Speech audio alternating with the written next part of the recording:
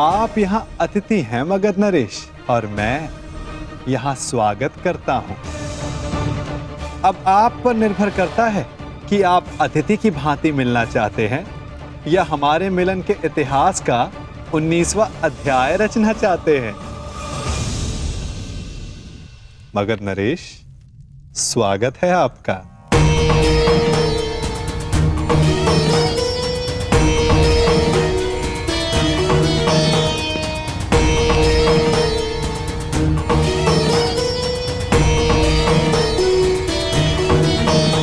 देख रहे हो मेरे होने वाले सम्राट, ये नटखट कैसे चटपट चटपट बोले जा रहा है? परंतु तुम घबराना नहीं, इस मायावी की माया को हरने के लिए ही मैं तुम्हारे साथ आया हूं। हाँ, अब तुम देखते रहो कैसे इस माखनचोर से तुम्हारा मामा उसकी वाणी चुराता है। वासुदेव,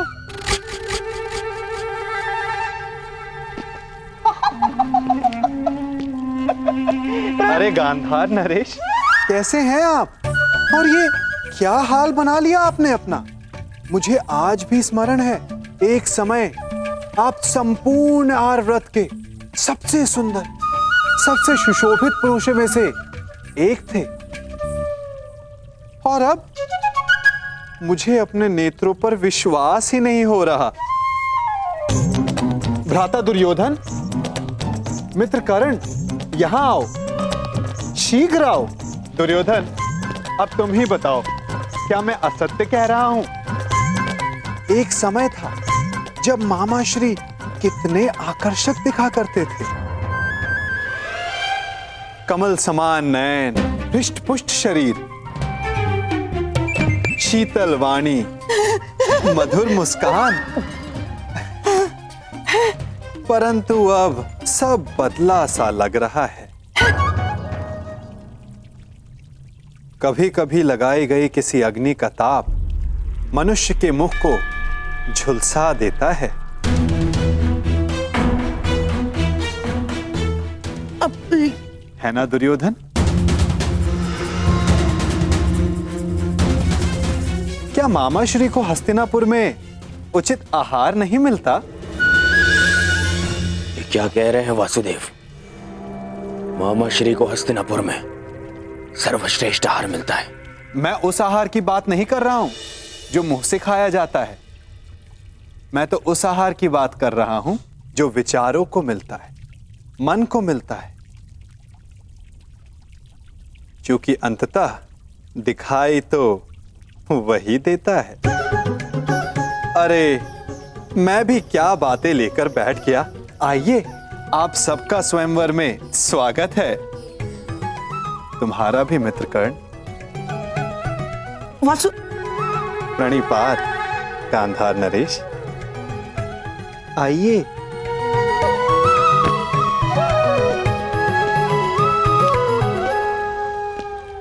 तुम मेरे साथ आओ राधे। बहुत समय हो गया, सोचा तुमसे पूछ लूं कि सब कुशल मंगल है या नहीं। कितना महान चिंतक शकुनी, परंतु उतना ही लक्ष्यहीन, जैसे एक महान ब्रह्मास्त्र अपना मार्ग भूल गया हो कर्ण। जब तक अग्नि वश में होती मनुष्य को भोजन देती, यदि अग्नि वश से बाहर हो जाए तो मनुष्य का भोज कर लेती है ना कर्ण?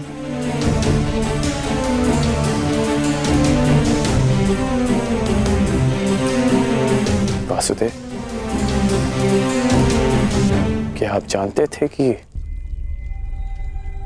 वारणाव्रत में क्या हुआ? किस विषय में बात कर रहे हो कर्ण? उस भवन के विषय में जो दुर्योधन ने बनवाया, या उस भवन के विषय में जो अग्नि की भेंट चढ़ गया? यदि आप सब जानते थे तो आपने कुछ किया क्यों नहीं वासुदेव? नियति के समक्ष क्या वासुदेव और क्या कर्ण राधे। हम तो केवल प्रयास कर सकते हैं, सफल होना ना होना प्रारब्ध के हाथ में होता है। तुमने भी प्रयास किया ना? हाँ, प्रयास किया, परंतु ये शब्द बड़ा संहारक है मित्र। कहीं ऐसा तो नहीं कि तुम फिर से कोई वचन दे बैठे कर्ण? मैं वचन देता, मैं शोन की सौगंध खाता हूं कि मैं अपने मित्र को अकेला नहीं छोड़ूंगा।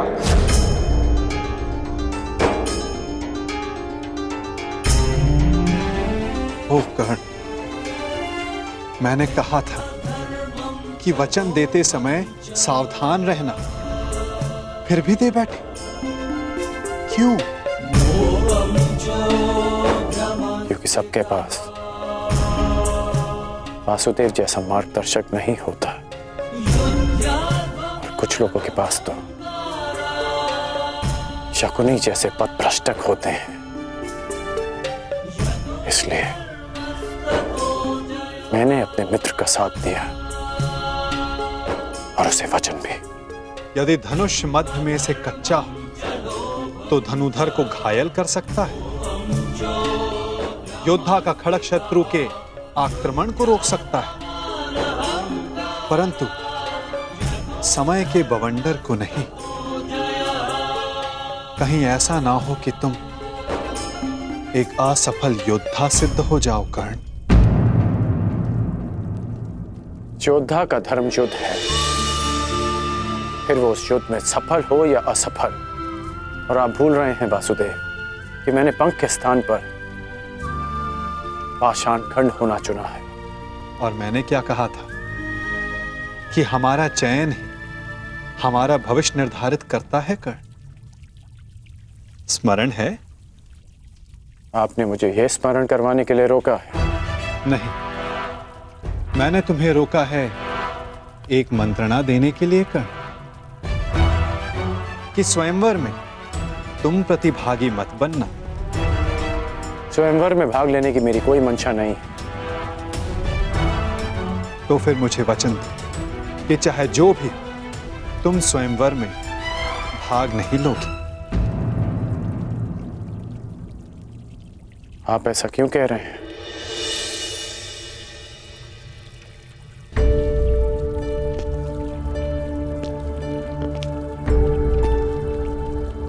क्या आप नहीं चाहते कि मैं स्वयंवर में भाग लूं?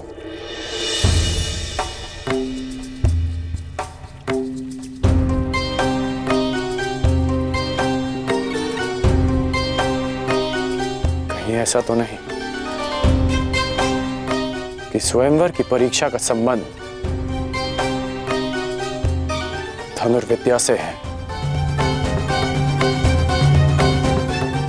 आपके मौन में आपकी सहमति दिख रही है वासुदेव।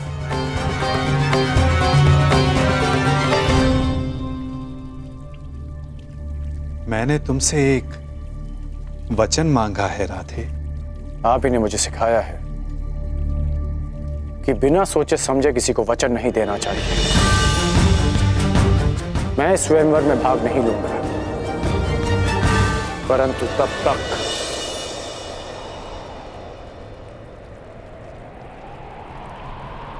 जब तक यह स्वयंवर न्यायपूर्वक चलेगा और मेरे मित्र दुर्योधन के साथ कोई अन्याय नहीं होगा। परंतु अन्याय हुआ तो ना मैं अपने धनुष को रोक पाऊंगा और ना ही मेरे बाण मौन रहेंगे।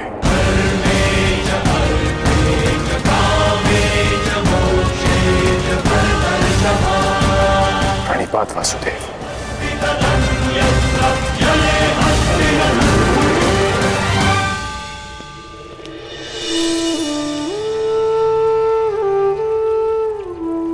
कदाचित तुमने ये विचार दुर्योधन को वचन देने से पूर्व किया होता तो भविष्य कुछ और होता मित्र।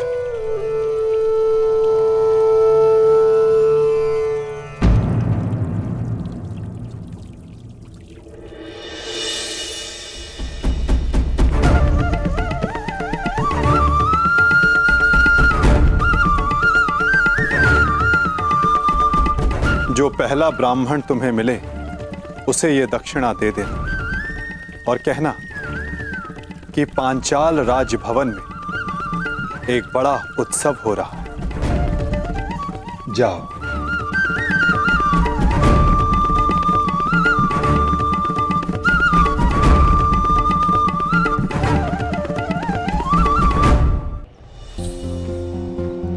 कहां से ढूंढूं ब्राह्मण? ये तो उनके भिक्षाटन का समय भी नहीं है। वो रहे ब्राह्मण।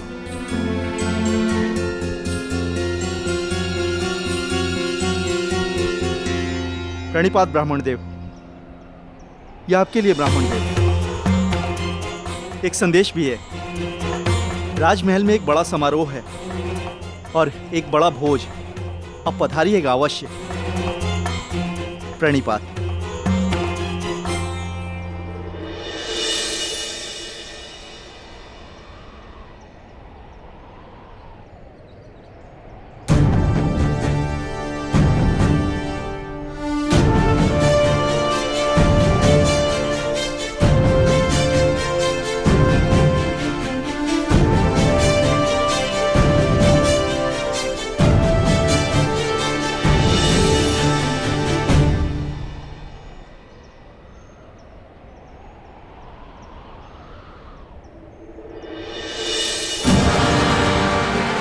स्वर्ण मुद्रा हमारी आवश्यकता के अनुसार भिक्षा मिल गई अर्जुन। चलो अब घर चलें। परंतु भ्राताश्री, मुझे लगता है कि हमें राजप्रसाद चलना चाहिए। कदाचित कहीं वहां तक कि हमारी आवश्यकता पूर्ण हो जाए।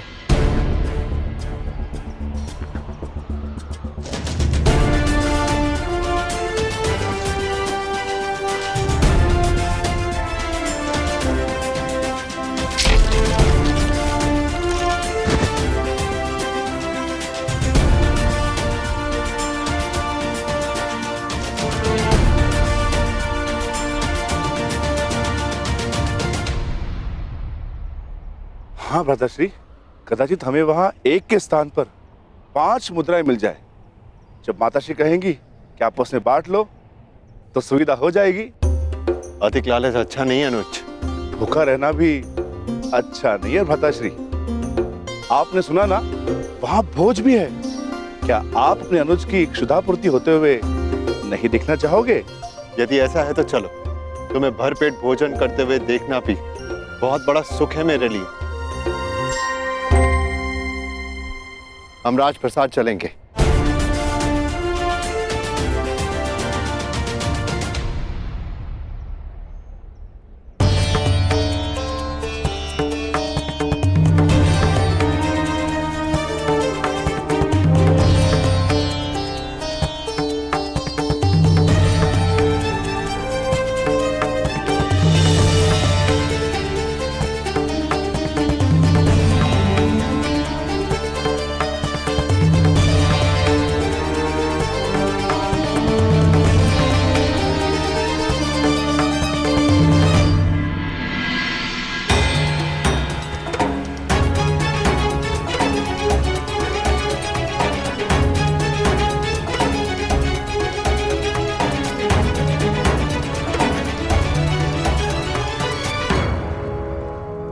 आमंत्रित अतिथियों का पांचाल में हार्दिक स्वागत। आप सभी यहाँ मेरी पुत्री याज्ञसेनी के स्वयंवर में भाग लेने के लिए पधारे। इसलिए मेरा भी यह कर्तव्य बनता है कि मैं स्वयंवर से आपका परिचय करवा दूं। मंडप के मध्य में वो जो स्थान आप देख रहे हैं, जो इस क्षण यव्यानिका से ढका हुआ है, वही वो परीक्षण है जिसमें सफल होने वाला प्रत्याशी मेरी पुत्री से विवाह कर सके। परंतु निश्चित रूप से यह परीक्षण सरल नहीं होगा।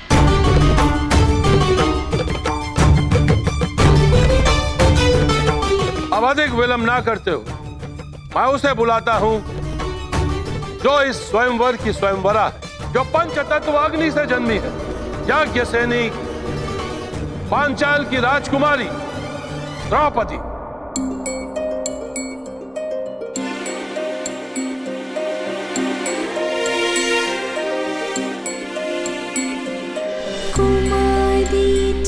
वाटी पांचाली वेदी मध्यात् समुत्थिता शुभांगा दर्शनीयांगी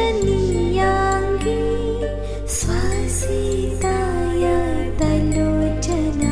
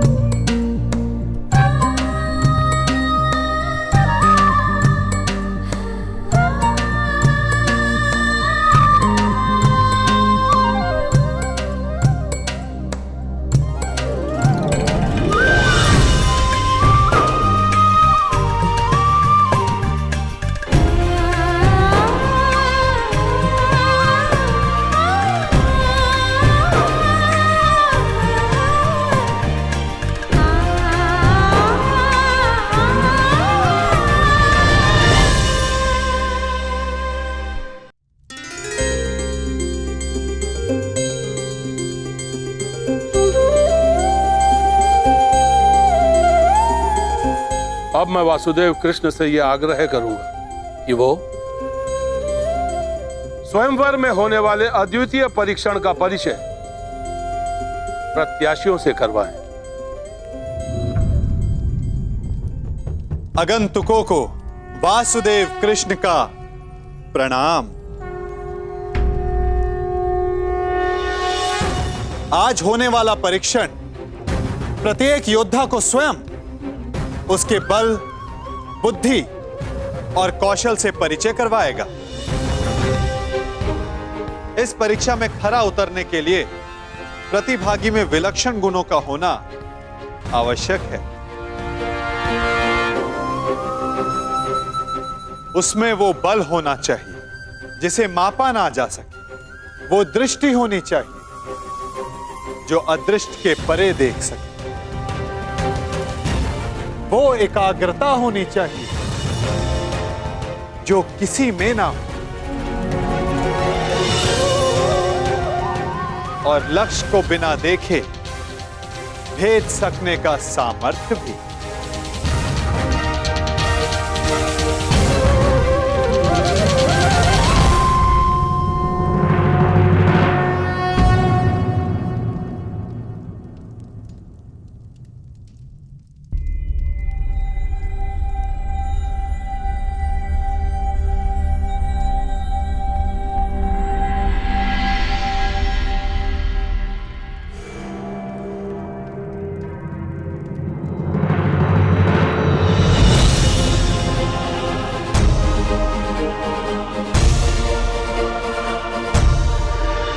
मुझे वचन दो कि चाहे जो भी हो, तुम स्वयंवर में भाग नहीं लोगे।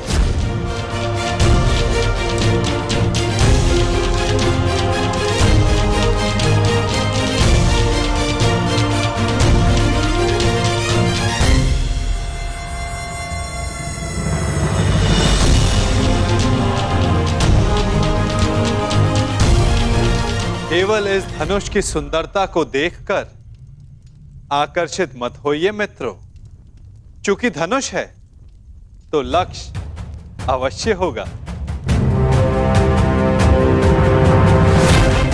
सोचिए, कहां होगा आपका लक्ष्य?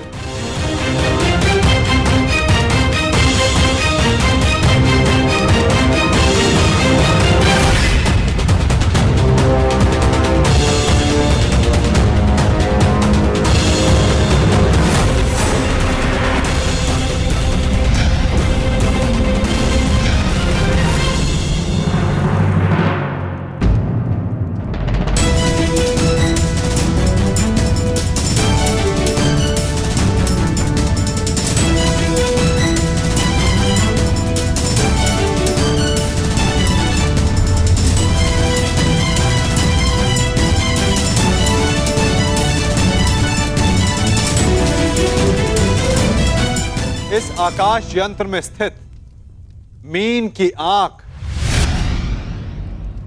आप सबका लक्ष्य है मित्रों।